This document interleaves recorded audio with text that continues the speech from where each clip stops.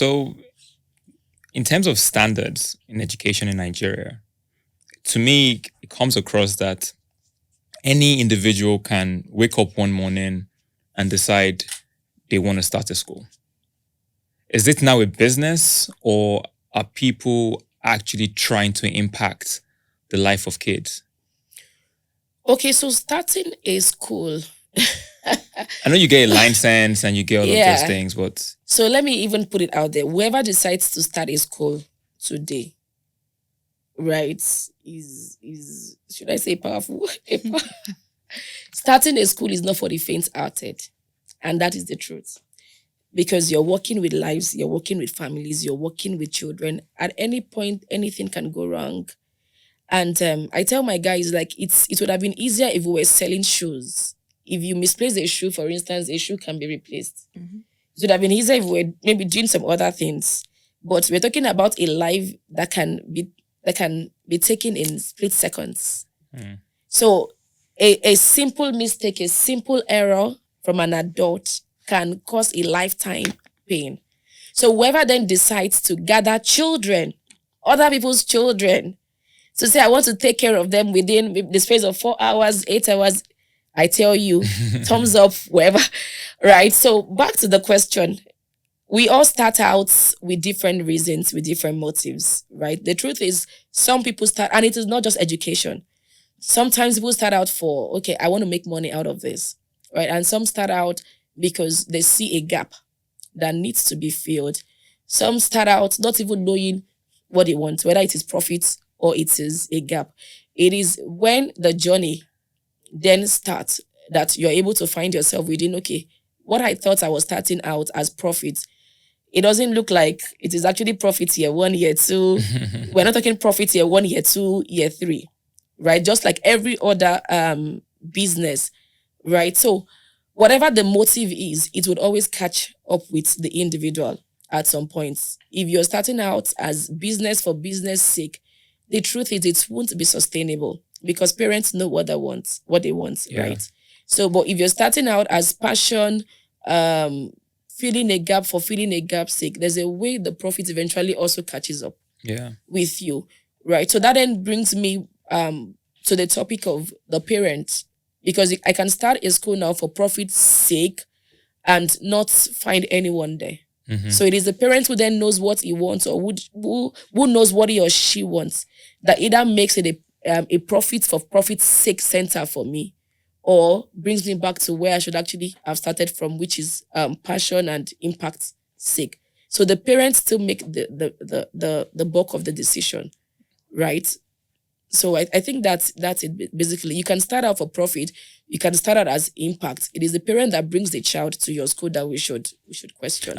The reason why I was talking about standards is because we at Edwis, we usually would go to different schools and talk to them about digitizing their everyday activities. And then you walk into some schools and you're actually, surprised at the condition of or the state of the school. Are there standards like there has to be X number of kids in the classroom?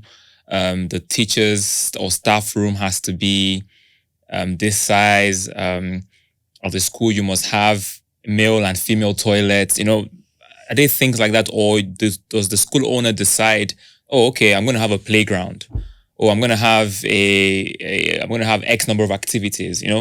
Those are kind of things. I'm Yeah, basically yeah, I get it, but I would still want to take it back to like attracting like, right. and that is the truth, sincerely, because in education, and in maybe let's even say businesses, running a business, for instance, there would always be a point where you're thinking profits, you're thinking, okay, should I invest in this, should I do this, and all of that. But there is the buyer. The buyer can also decide what you're selling. So as a parent, I get into an environment that doesn't look like what education should be for my child. It is my responsibility to either overlook it, right, and register my child, or look for a better option. So even beyond the school owner, because the truth is, we would always have different types of schools. We'll always have schools who have, standard playgrounds, different things are in place, and you would also get to a school where everything just looks like it's like a field of mediocrity, right? But there are people that are paying for that That service. So I think the power lies more on the buyer, Yes. not the seller. If I sell something to you, you buy it either because that is the standard, you don't know better, or that is the standard that you think you're what, or that is the standard that you think you're willing to even pay for. So you can't complain beyond what you want to pay for. Right? So the schools that we call bigger schools now, you look at what they're paying, and you compare with someone who is just trying to even make ends meet as a school owner. What that this bigger school will put as facility will be different from, right? So it depends. But there should still be some basics. Some basics. I think the buyer, the parents still have that power, that decision making power to either say this is where my child should be or not. But at every level, there would always be some schools that are at this level, some schools that are just mid level, and some schools that are big. A parent would always find where he or she thinks is fit. Right? Because when we talk about standardization or looking, what exactly is the standard? Is it the playground? Is it or like the level of the teachers, the level of teachers, qualification that they must have? It still comes back to molding the child, right? Like you said, molding the child, right? But the reason we have discussions like this is because parents don't even know what they want, or parents don't even know what is obtainable. I am a parent, and when I enter a school, I know what I am looking for. So from the point of entry, I would know. From the point of interacting with the school leader or the school owner, I will know. With the point of interacting with the teachers, I will know if this fits into my perceived standard of the kind of education I think my child should have. So the power, the parent controls that anyway. But sometimes because of finance, the money factor too, some parents might not be able to make decisions beyond whatever it is that they can pay for. But a school owner would give a parent what he or she thinks the parent is worth. And if a parent feels I'm paying more than what you are giving me, then the parent can also either pull out the child or demand for better services. Yeah. So parents are still at the center of whatever standard that they think the school should give, their child. You know what I think? I think schools should be like hotels. It should. How you have the stars? Yes. 1 star, 2 star, 3 exactly. star. And then there'll be a body that basically determines there's a checklist of things you must have in your school. And if you qualify for any of those stars, then you have the star located. I understand what she's saying, but I also think that it shouldn't be solely in the hands of the parents. I think it should be a combined effort. So like, let's say the school board and the parents, because with the big schools, you can also say there's a thing of the parents' finances.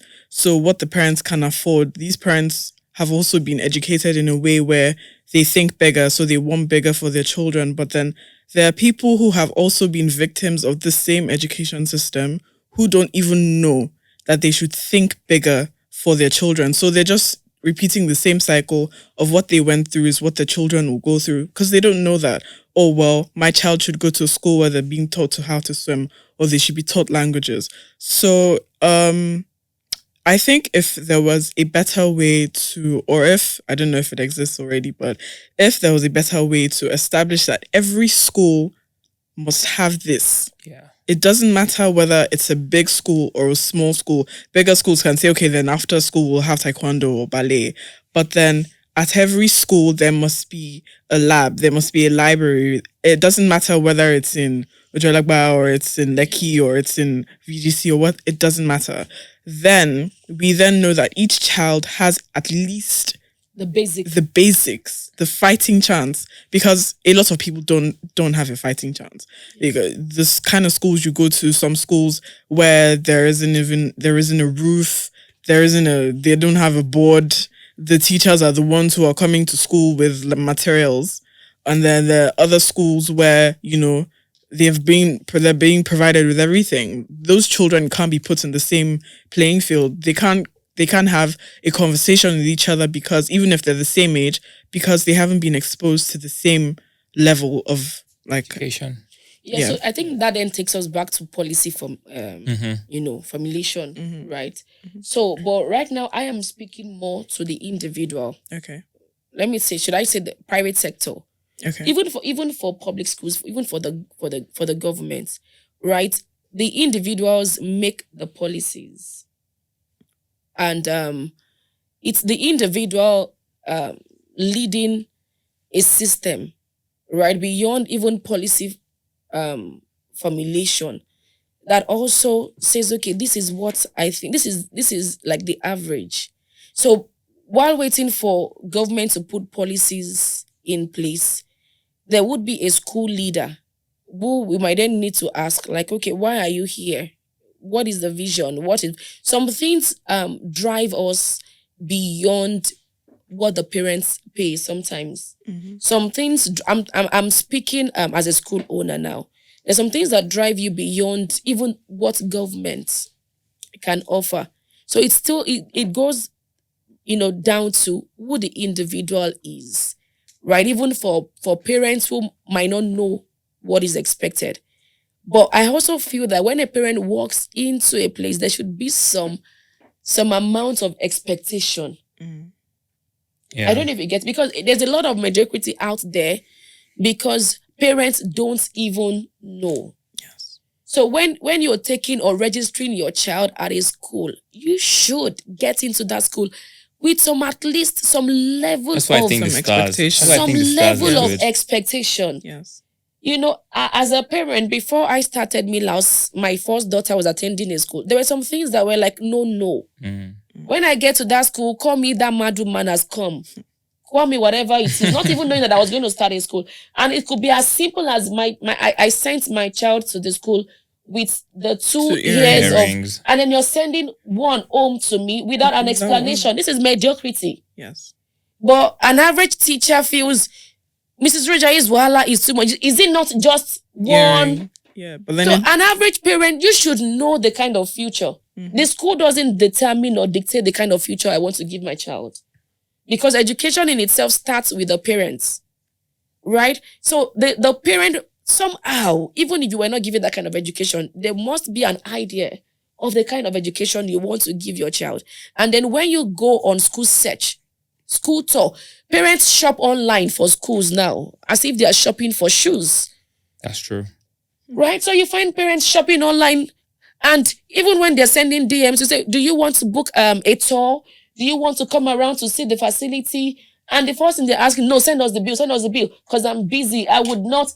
And then that kind of child is sent to the school, and the leader or whoever is in the system is not delivering based on, and we are back to the child should have gotten. I think it even starts with the parents. It starts with the parents knowing what they want, demanding what they want. So even as for public sector, for instance, who says parents in private and public schools can't even start a protest and say this is the basic? When Awolowo was there, this was.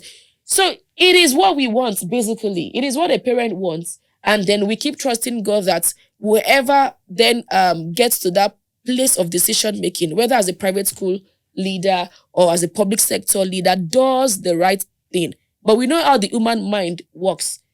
The human mind works based on the information that he or she has. So whoever is doing whatever it is that they want to do there might just be doing because they also don't think you deserve better. So you demand what you want. And if it is not working, you pull that child out.